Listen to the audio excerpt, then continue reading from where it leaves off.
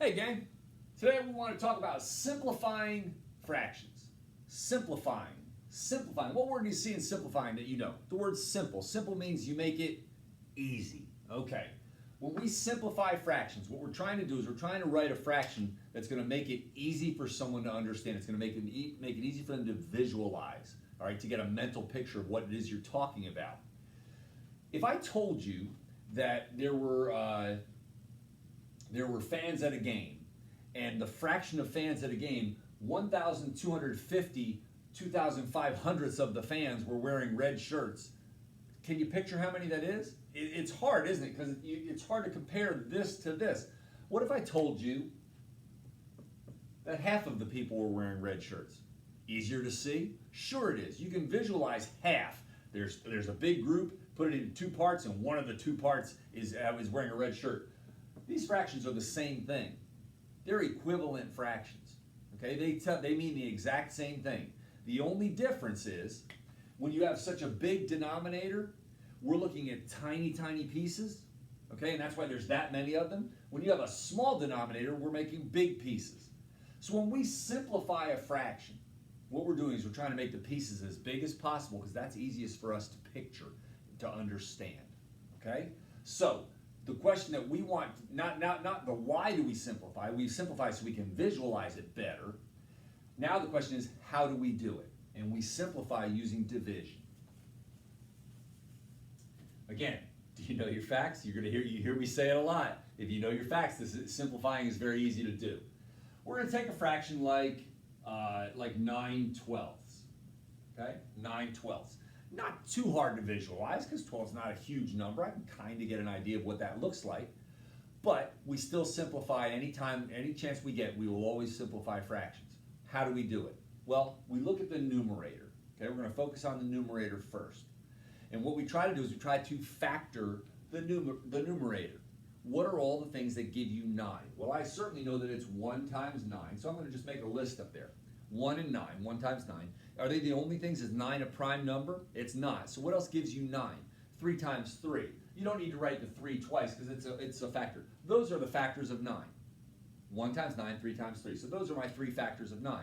Now that I've listed them up there, now what I want to do is I want to start from the largest one, go to the smallest one, and I want to see which of these is also a factor of 12.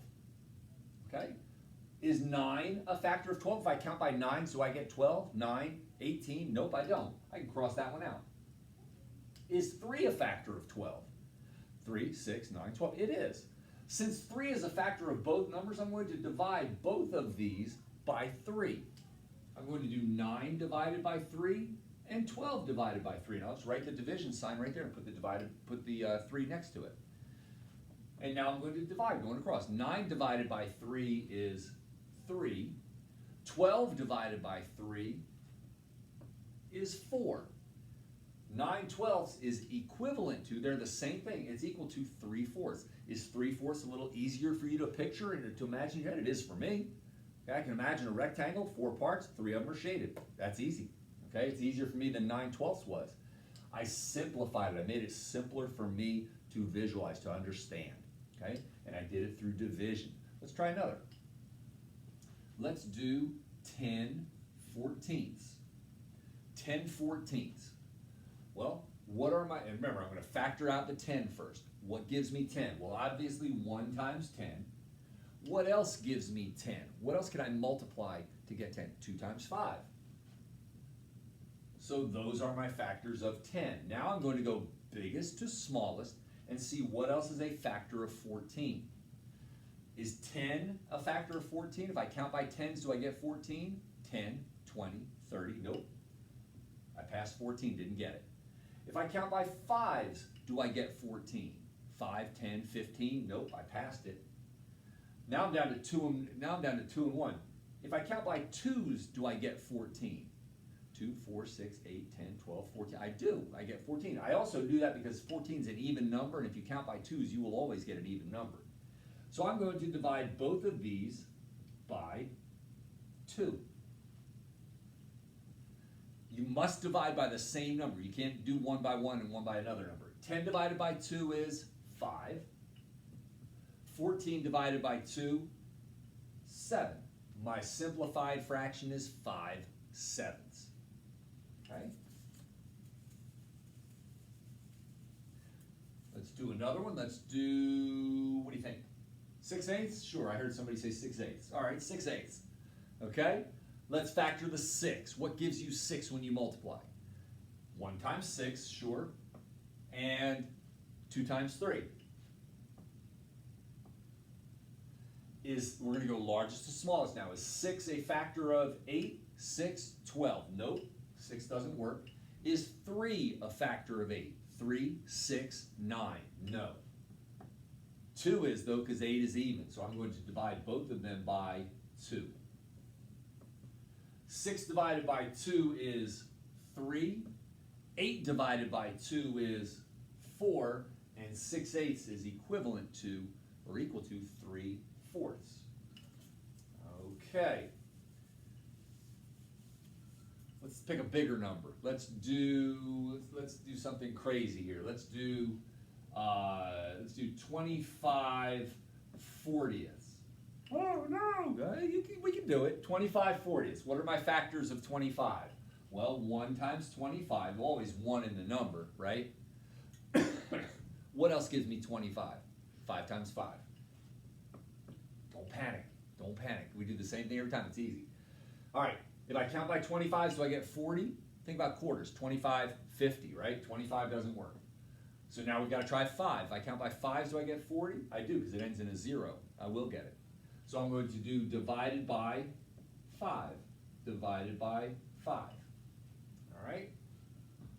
25 divided by 5 is 5. 40 divided by 5 is 8. 25/40 is 5/8. 5/8.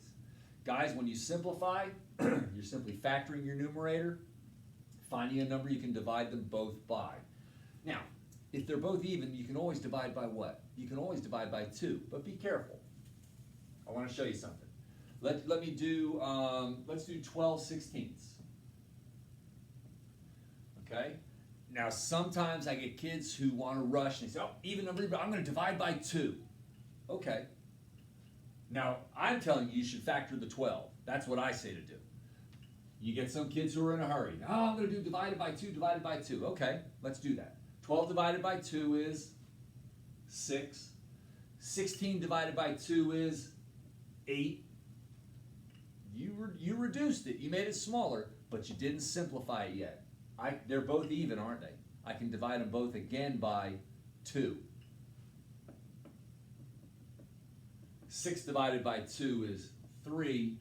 8 divided by 2 is 4. This should have gone all the way down to 3/4. If you divide by 2, you always have to look at the number that you got and see, hey, can I divide it again? Did I miss and divide by the wrong number? Check it and see if you can divide it again. And if you did, it's okay. Just divide it again until you can't divide it anymore. I can't divide that anymore. The only factors of 3 are 3 and 1, and I can't divide 4 by 3. You don't ever want to divide by 1 because you'll get the same thing again. So if you don't divide by the biggest number, you're going to end up having to divide twice. What I should have done in this one, and I'm going to leave that 3/4 sitting right there, I should have factored the 12. 1 and 12, 2 and 6, 3 and 4. 2 times 6, 3 times 4, 1 times 12.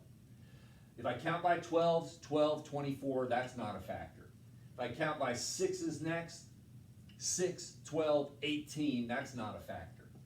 If I count by 4s, 4, 8, 12, 16, 4 is a factor, and I should have divided them both by 4. If I do 12 divided by 4, I get 3. 16 divided by 4, I get 4. All right, guys, there's a practice sheet on the link. If you click on the link in the description box, it'll give you a practice sheet, okay? Simple enough, just factor out that numerator, all right? And guys, to tell you the truth, I do most of that in my head. You're starting out, write it on the paper, and when you get good enough, then you can do it in your head. But for right now, be like a puppy and do it on the paper. All right, work hard. I'm proud of you.